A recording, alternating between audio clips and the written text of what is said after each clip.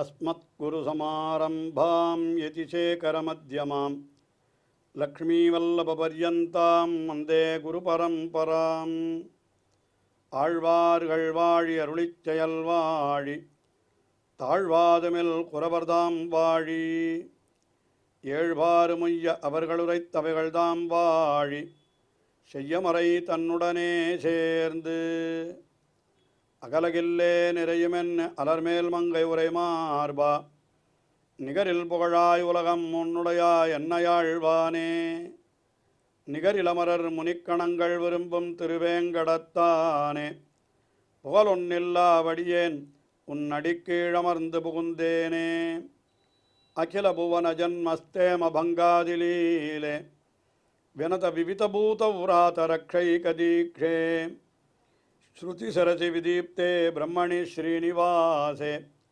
பவது மம பரஸ்மின் சேமுழி பக்திரூபா श्रीमान् वेङ्कटनाथार्यः कवितार्किककेसरी वेदान्ताचार्यवर्यो मे सन्निधत्तां सदा हृदि. எம்பெருமானை குறித்து பல ஸ்தோத்திரங்களை அருளி செய்துள்ள வேதாந்த தேசிகன் எம்பெருமானுடைய பிராட்டியான ஸ்ரீமகாலட்சுமி மற்றும் பூமி பிராட்டி அவர்களை குறித்தும் ஸ்தோத்திரங்களை அருளி செய்தார். ஸ்ரீஸ்துதி பூஸ்துதி என்கிற பெயர்களில் அந்த பூமி பிராட்டினுடைய அவதாரம்தான் ஆண்டாள் என்பது சம்பிரதாயம். ஆயினாலே அந்த பூமி பிராட்டினுடைய ஒரு அவதாரமான ஆண்டாளை பற்றியும் ஸ்தோத்திரங்களை அருளி செய்கிறார். அந்த ஸ்தோத்திரம் கோதாஸ்துதி என்ற திருநாமத்தை அவரே இந்த ஸ்தோத்திரத்திற்கு இட்டிருக்கிறார்.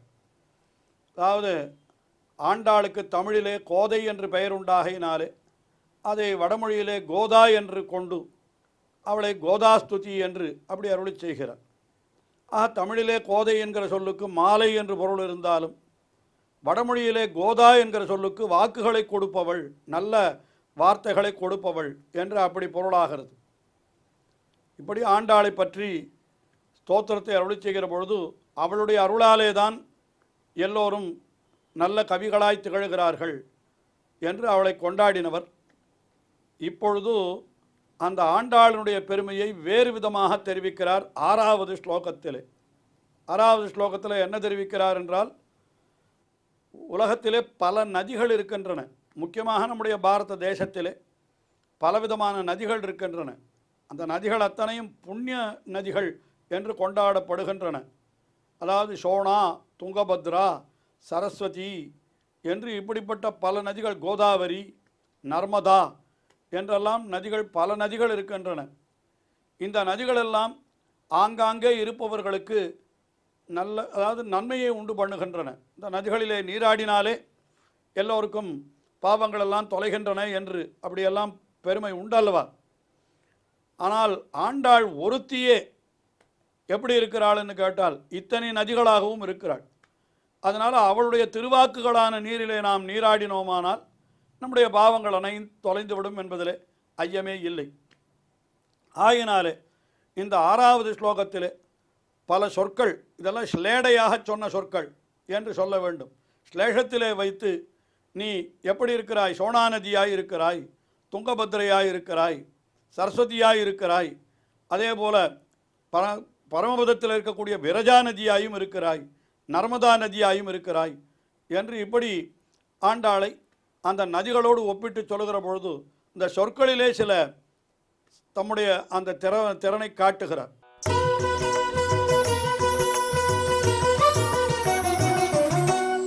சோணாதரேபி குஜயோரபி துங்கபத்ரா வாசாம் பிரவாகநிவகேபி சரஸ்வதீத்வம் அப்ராகிருதைரபி ரசைர் விரஜாஸ்வபாவாத் கோதாபி தேவி கமிதுர்னனு நர்மதாசி சோணாதரேபி என்கிறார். அதாவது சோனா என்கிற சப்தத்திற்கு சோனா நதி என்று ஒரு நதி இருக்கிறது.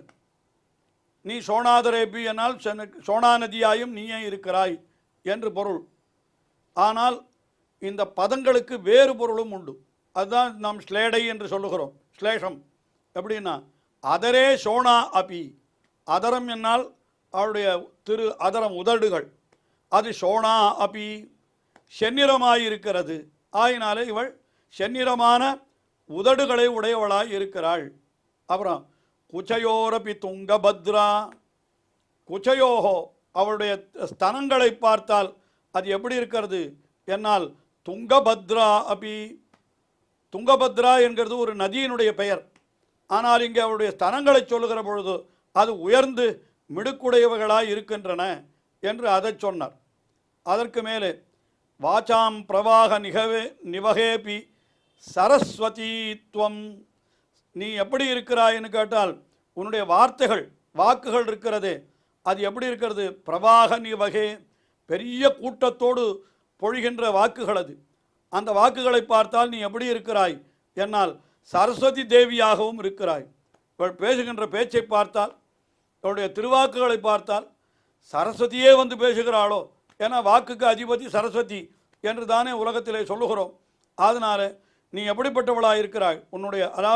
உன்னுடைய அதரத்தை பார்த்தால் சோனா நதியாக இருக்கிறது, உன்னுடைய குச்சத்தை பார்த்தால் துங்கபத்திரையாக இருக்கிறது, உன்னுடைய வாக்கை பார்த்தால் நீ சரஸ்வதியாக இருக்கிறாய் என்று சொல்லுகிற பொழுது இந்த சோனா, துங்கபத்ரா, சரஸ்வதி இதெல்லாம் நதிகளுடைய பெயரையும் குறிக்கிறது.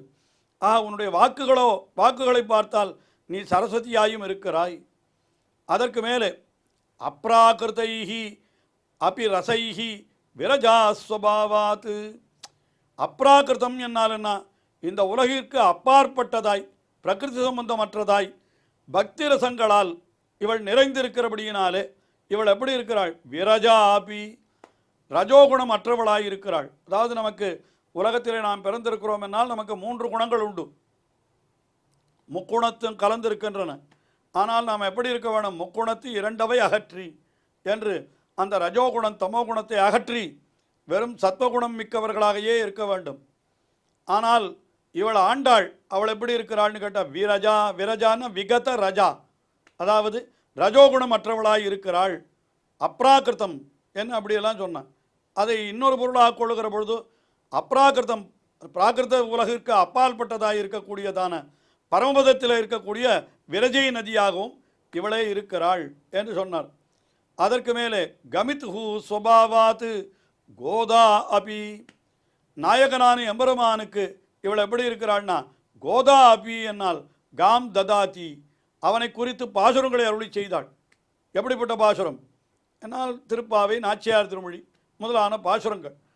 கோதா அபி என்று சொன்னால் அது கோதாவரி நதியாகவும் இருக்கிறாள் என்ற பொருளும் அங்கே கிடைக்கிறது. அதற்கு மேலே நர்மதா அசி, அந்த எம்பெருமானை குறித்து சில பரிகாசமான பேச்சுக்களை எல்லாம் கூட பேசுவாளாம். எம்பெருமானையே குறித்து நர்மதா என்கிறதுக்கு நர்ம என்கிற வார்த்தைக்கு பரிகாசம் என்று பொருள்.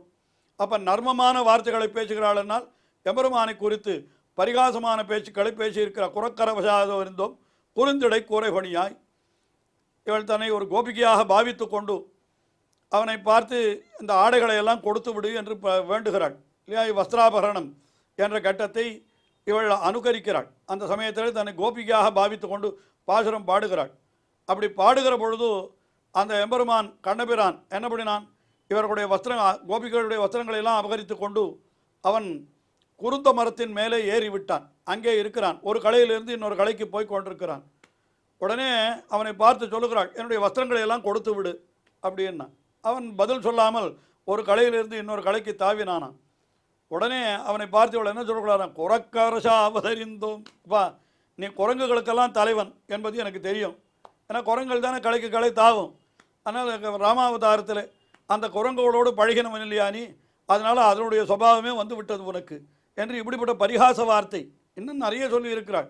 நாச்சியார் திருமொழியில் போய் வெற்ற வெறிதே பெற்றதாய் வேம்பேயாக வளர்த்தாளே, என்ன உன்னை வேப்பஞ்செடியை வளர்க்கா போல என்னும் உன்னை வளர்த்திருக்கிறார்கள் என்னெல்லாம் கோபத்தில் சொன்ன வார்த்தை. என்னை இப்படியெல்லாம் பார்க்கிற பொழுது நல்ல பரிகாசமான வார்த்தைகளையும் இவள் அருளி செய்யக்கூடியவள் என்று எம்பெருமானை பார்த்து பரிகாசமான வார்த்தை, வேடிக்கையாக வார்த்தை சொல்லி இருக்கிறாள். அதனால் நர்மமான வார்த்தைகளை சொன்னபடியினாலே நர்மதா என்று அது. ஆனால் நர்மதா என்று ஒரு நதி இருக்கிறபடியினாலே என்று இப்படி இந்த ஸ்லோகத்தில் அவளை எப்படியெல்லாம் சொன்னார்? சோனா என்று சொன்னார், துங்கபத்ரா என்று சொன்னார், சரஸ்வதி என்றார், விரஜா என்றார், கோதா என்றார், நர்மதா. 6 சொற்கள் 6 நதிகளை சொல்லி இருக்கிறார். இந்த 6 சொற்களுக்கும் வேறு பொருள் உண்டு, அதையும் இந்த இடத்துல எடுத்து காட்டி மிக அற்புதமான ஒரு ஸ்லோகத்தை ஸ்லேஷத்திலே அமைத்து இங்கே காட்டி, இப்படி எல்லா நதிகளாயும் இவள் இருக்கிறாள் என்று, எல்லா நதிகளிலே நீராடினாலும் என்ன பயன் கிடைக்குமோ அது இவளுடைய திருவடிகளிலே பணிந்தால் நமக்கு கிடைக்கும் என்று அந்த அர்த்தமும் நாம் கொள்ளும்படியாக இந்த ஸ்லோகம் அப்படி அமைந்திருக்கிறது. அடுத்தபடியாக வால்மீகி என்பவர், அவர்தான் ஆதிகவி என்று சொல்லப்படுகிறார். ஆதிகவி, கவி சக்கரவர்த்தி. உண்மையிலே வால்மீகி அருளி செய்த வால்மீகி ராமாயணம் வடமொழியிலே இருந்தது. அந்த வடமொழியிலே இருந்த ராமாயணத்தை தமிழிலே மொழிபெயர்த்து கவிதையாக அருளி செய்தவர் கம்பர். அவருக்கே என்ன பெயர் என்றால் கவி சக்கரவர்த்தி கம்பர் என்று பெயர். என்றால் இந்த மூல நூலை அருளி செய்த வால்மீகிக்கு எவ்வளவு பெருமை சொல்ல வேண்டும். அவர் உண்மையிலேயே கவி சக்கரவர்த்தி தான். அவர் கவி சார்வபௌமர் என்று அவருக்கு பெயர் உண்டு. ஆதி கவி என்றெல்லாம் வால்மீகிக்கு பெயர் உண்டு. அப்படி வால்மீகி ஆதிகவியாக இருப்பதற்கும் என்ன காரணம் என்னால் எல்லாம் உன்னுடைய அருள் தான் காரணம் ஒரு விதமாக சொல்லுகிறார். அதை இன்னொரு விசேஷமும் இந்த ஸ்லோகத்திலே சேர்த்து சொல்லுகிறார்.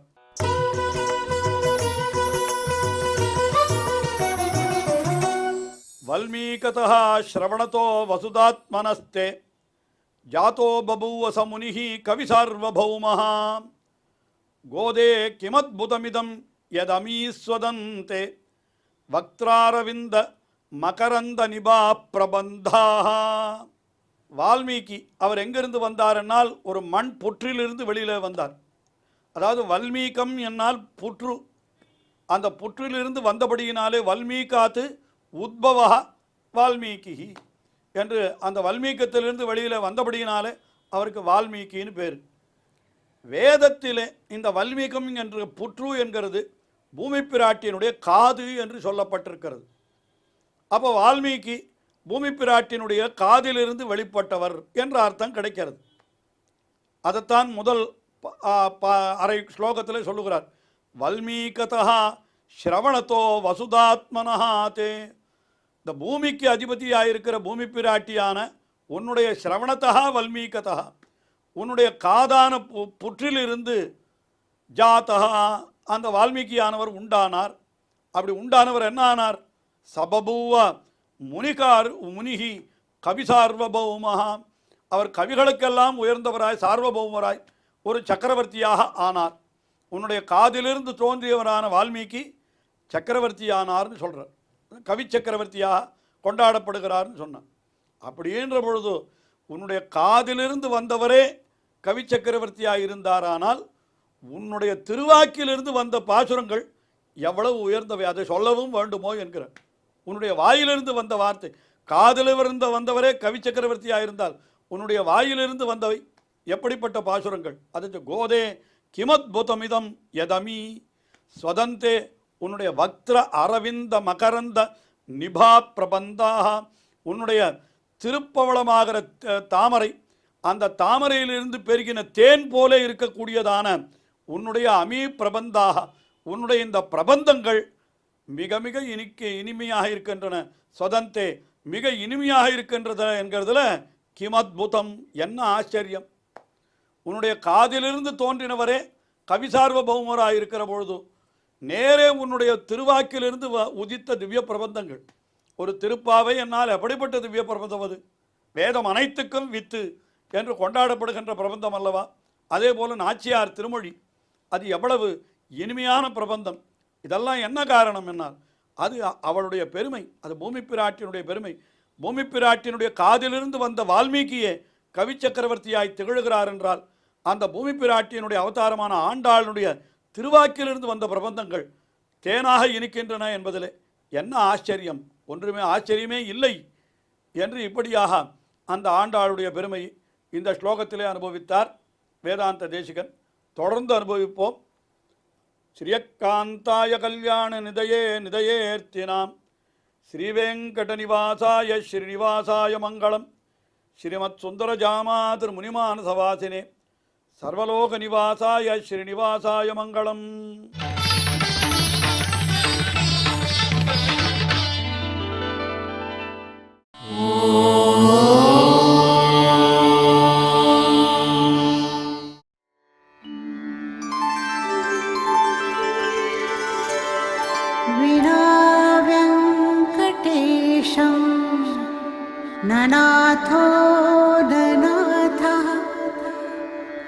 सदा वेङ्कटेशं स्मरामि स्मरामि। हरे वेङ्कटेश प्रसीद प्रसीद। प्रियं वेङ्कटेश प्रयच्छ प्रयच्छ।